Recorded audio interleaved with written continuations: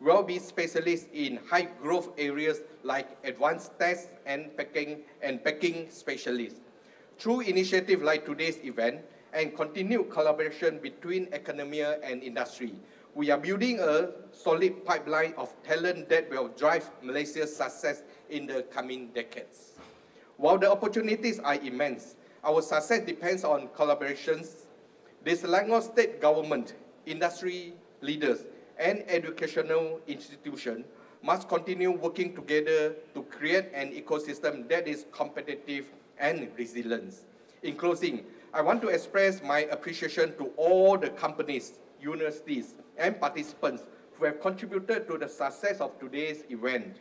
To the students and job seekers, I encourage you to seize these opportunities that lie before you. Your innovation and dedication will define the future of Malaysia's high-tech economy. Let's work together to ensure that Malaysia remains at the forefront of the global semiconductor industries, driving both local and international growth. Thank you very much. Thank you, YB Ng Sihan. Let's give him a round of applause, ladies and gentlemen. Thank you so much for that insightful words. Moving on, ladies and gentlemen, right now it gives me great honor in inviting up on stage Yang Berhormat Rafizi Ramli to deliver his officiating speech. Ladies and gentlemen, let's give him a big round of applause, everyone.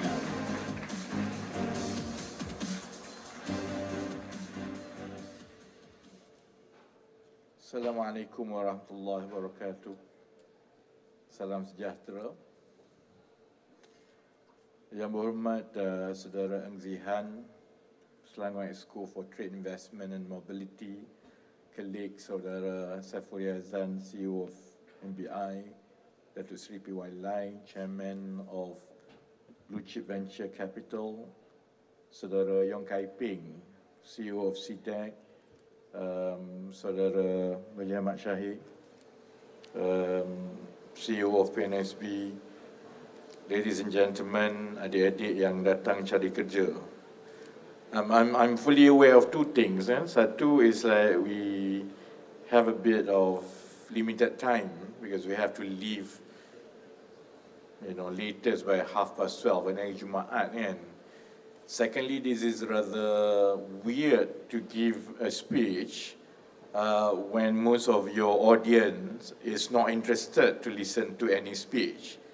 Because you come here to get a job, not to hear Menteri bercerita.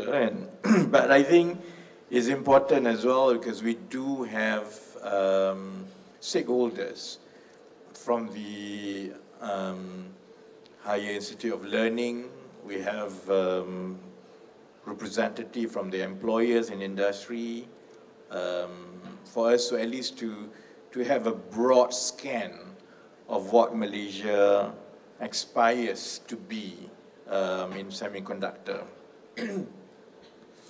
Thank you very much to CIDEC, first and foremost, Malaysia Advanced Semiconductor Academy and MISA for organizing and supporting the Malaysia Semiconductor Recruitment Day event today. I know you have been told, especially to job seekers, you have been told a promising career in semiconductor, starting salary of 5,000 to 6,000 ringgit. That's actually quite true, but it's not for any Tom, Dick and Harry. It does require a certain level of sophistication, quality and grit for you to go through this.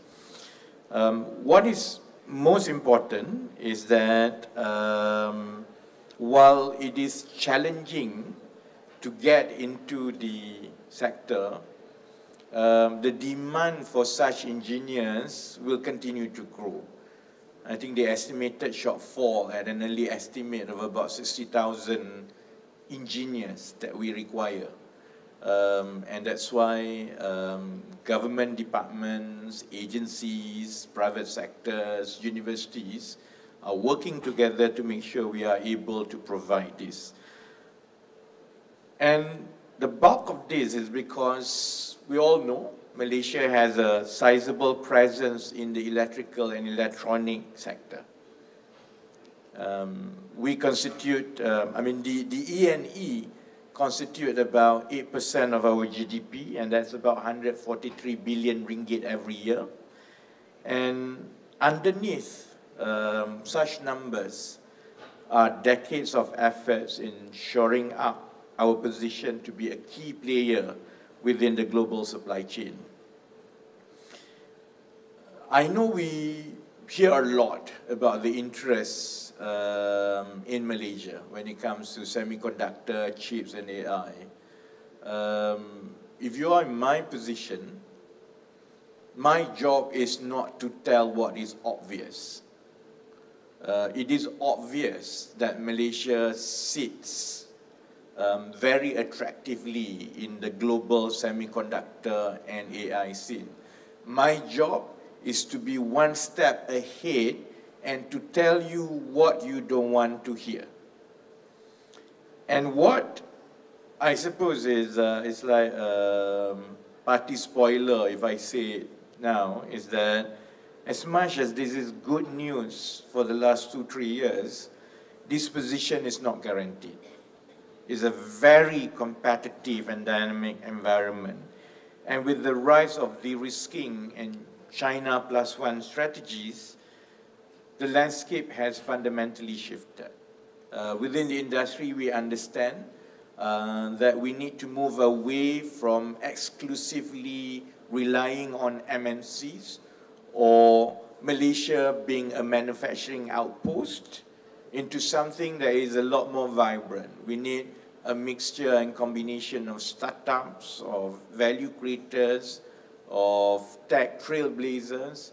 We need the infusion of the VCs and PEs coming to fund this. Only then we are able to sustain our position globally from any possible disruption. And for the last few years, and it culminates with the launch of IC Design Park and today the Recruitment Day, our challenge for the last few decades has always been about moving up the value chain from the back end to the front end, from doing assembly, from doing testing, to actually designing our chips. I know some of you do angguk ni. What's the difference between back end and front end in semiconductor? Anyone? Most probably that will be the interview questions to you guys. You see, Malaysia has been so lucky because over the years we have good talents at a very attractive cost. So a lot of the MNCs come to Malaysia to set up the manufacturing factories. The likes of Intel, Infineon, and so on. But we don't design this IC. It's actually designed elsewhere. Even the wafer is manufactured even elsewhere, but it's assembled and then tested here. So over decades, we become a powerhouse in assembling and testing. But there's a limit to that. For example, if we want to produce our own electronic consumer goods, will be limited by the choice of chips available. For each electronic device, it requires different kind of chips, and for each feature and function, requires different type of design. If we are not able to produce or design our chips, it definitely will limit our ability to innovate into consumer products, for example. And that's why the national mission now is to elevate our semiconductors prowess from being a back-end one to a front-end, to one that assembles, to one that designs. And it's partially that's was the reason why we launched KL20 this year, is it? It's this year. I totally lost the sense of time. I feel like it was last year. So we had KL20 in April this year, 2024. The whole idea is to make Kuala Lumpur a top 20 startup ecosystem. Because while it is called semiconductor and chips, when we talk about IC design, it's about innovation, technology, it's about R&D, and therefore it's very much a startup environment, which means that you require different kind of people, different kind of risk profile, and it requires different kind of funding and business model. Hence why we need venture capital and PE firms. Beyond the announcements of the 1 billion ringgit fund and the 10 VCs relocating here, it was about 6 months ago, we also identified semiconductors as a priority item. And we've been working closely with the likes of CDEC, internationally with ARM and My Storage, with a good speed so far. We have been able to announce the largest IC design park in Southeast Asia. See, this is the tricky bit about KL20, because it is an annual event. So if Datuk PY asks me, how do we maintain this kind of speed? It's because we have KL20 every year. We cannot have the next year's KL20 if we don't have a good story to tell. If we have a good KL20 in the first year, and then we don't line up with a sense of progress and more sexy things to come, and then it's going to be just a one, event, and it dies there.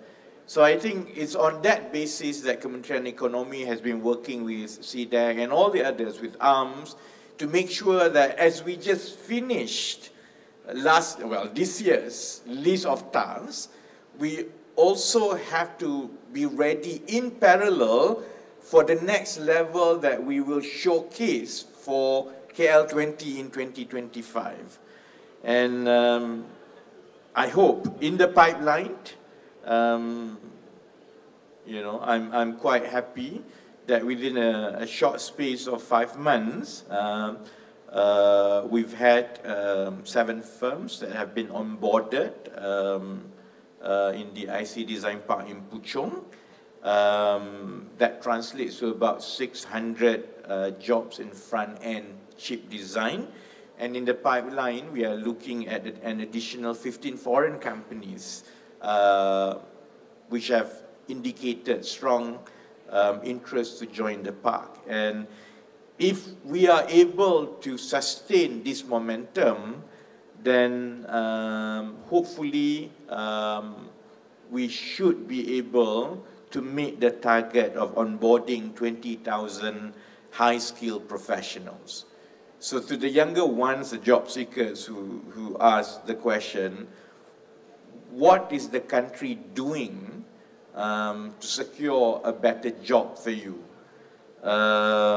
Yes, government regulates minimum wage. We can increase minimum wage from time to time, but minimum wage is not for you. Minimum wage is for the entry-level, lower-skilled jobs.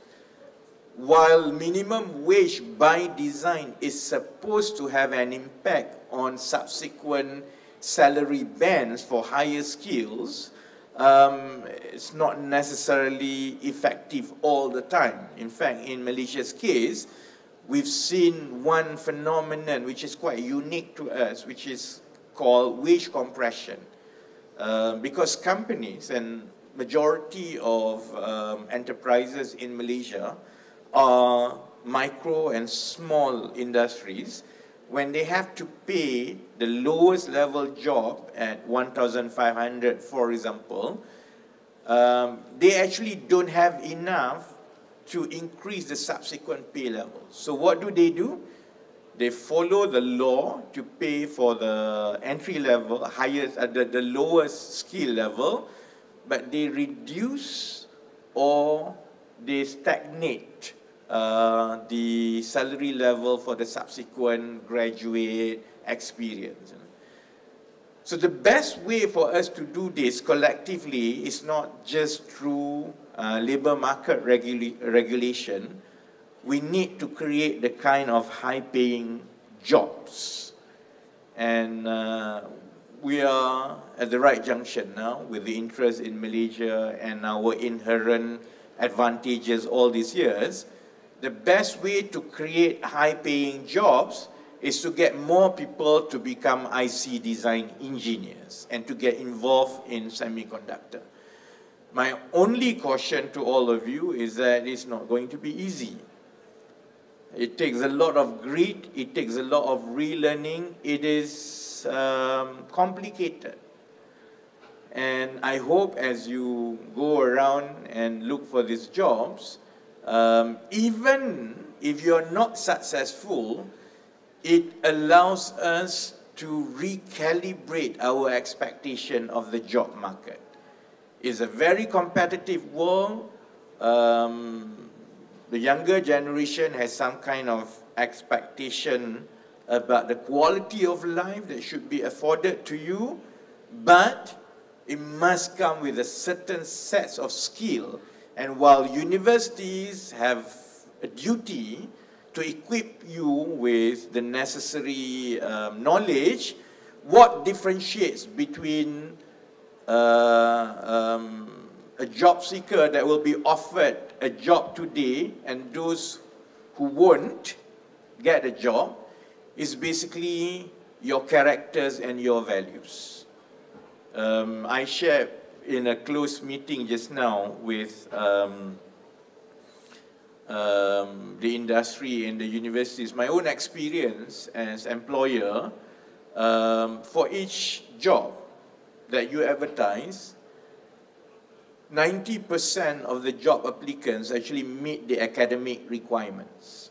They have the degree in, or they can do certain things. So we have to design our recruitment process to see two types of skills. First is the general aptitude and the general worldview. And at least it requires a certain type of people to do a certain type of jobs. If you pass that, then we'll go for the next level, which is if you are thrown into a position to do that job with the tools that is given to you, can you on your own go through the learning process at least to do something about it? And then you can tell straight away, even the ones with very good CVs and who can talk a lot during interview, if you throw them into a situational test, which simulate the job with the tools given to them, you can see clearly one group that will try and find their own way. It doesn't matter the outcome, whether they can do it or not, but at least they have the aptitude to do it. And one group that basically say, I don't know, tell me how to do this.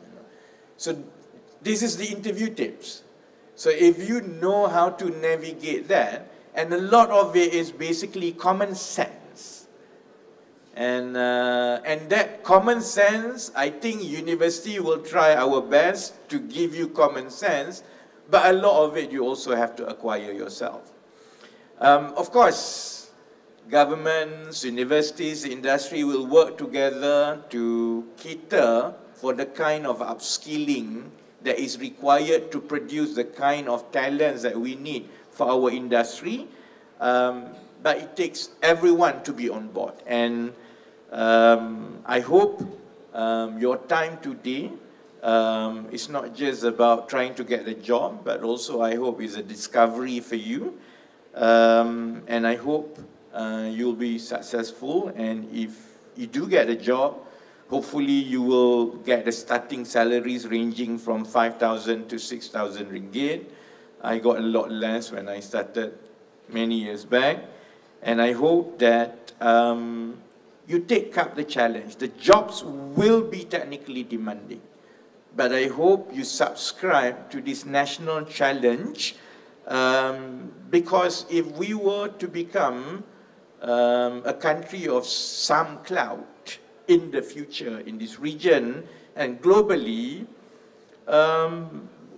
we must be of certain grade. And that is the sentiment of our nation, which you will echo as you start your career. And finally, I hope our employers and all the stakeholders, as we talked just now, this is not something that can be done overnight. It requires all of us to work together. And while we keep saying about finding the talent, building the right talent, it takes everyone to contribute towards that. It's not an easy task, but I believe today represents the first few steps. And where the success of redefining semiconductors at this junction can also redefine our story in the next 10 to 20 years. So thank you very much for your time, and good luck to everyone. I hope we will continue to have more recruitment day like this, maybe not just in Selangor, but also in other states as well. I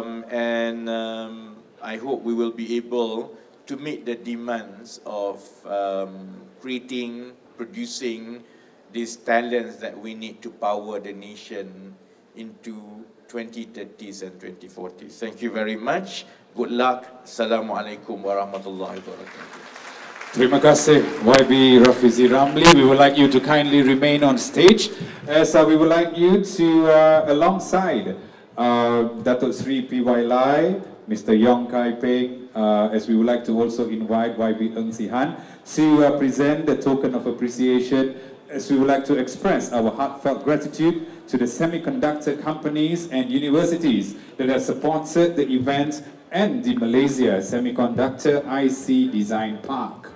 We're going to call up the companies to come up on stage one by one. Could we have your representatives? And then right after that, we will move on with the universities. So to kick off the session, we would like to firstly invite up on stage Renaissance, please, to make your way up on stage. Thank you.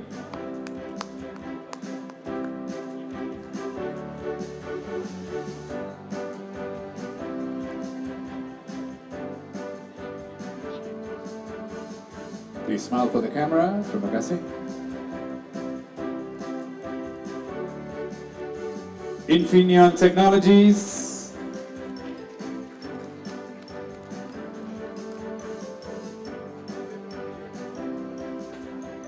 Could we have Skychip?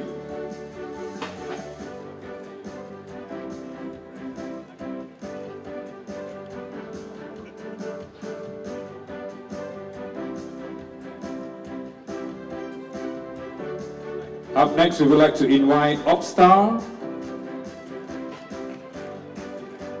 Just a gentle reminder for those of you coming up on stage, we'd like you to kindly remain on the side of the stage, as we will have the group session photography right after the presentation of token.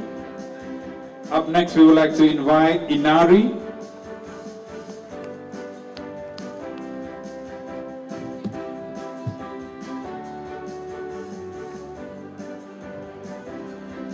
Moving on, we would like to invite up on stage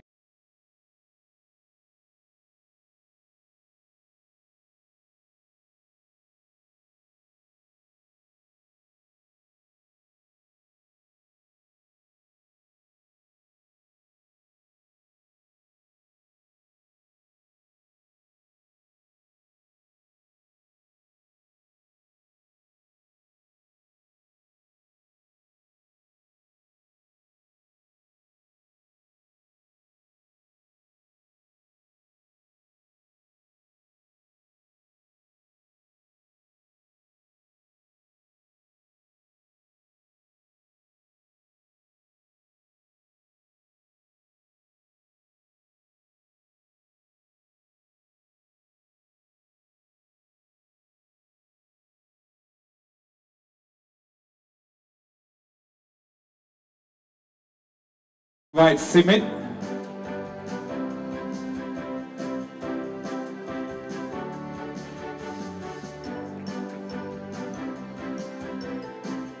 Up next, ST Micro Electronics.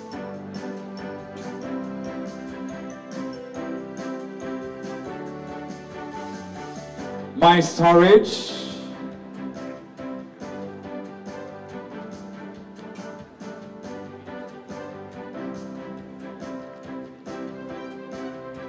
Synopsis.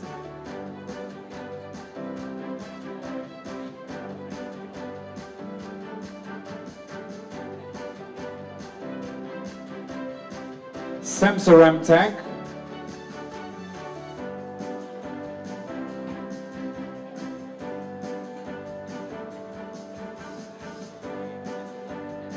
UST Global.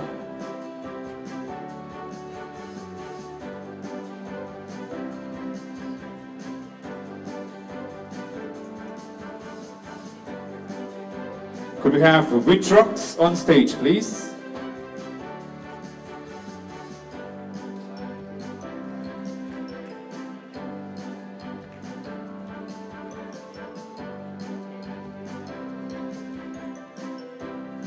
Up next, we would like to invite App Asia.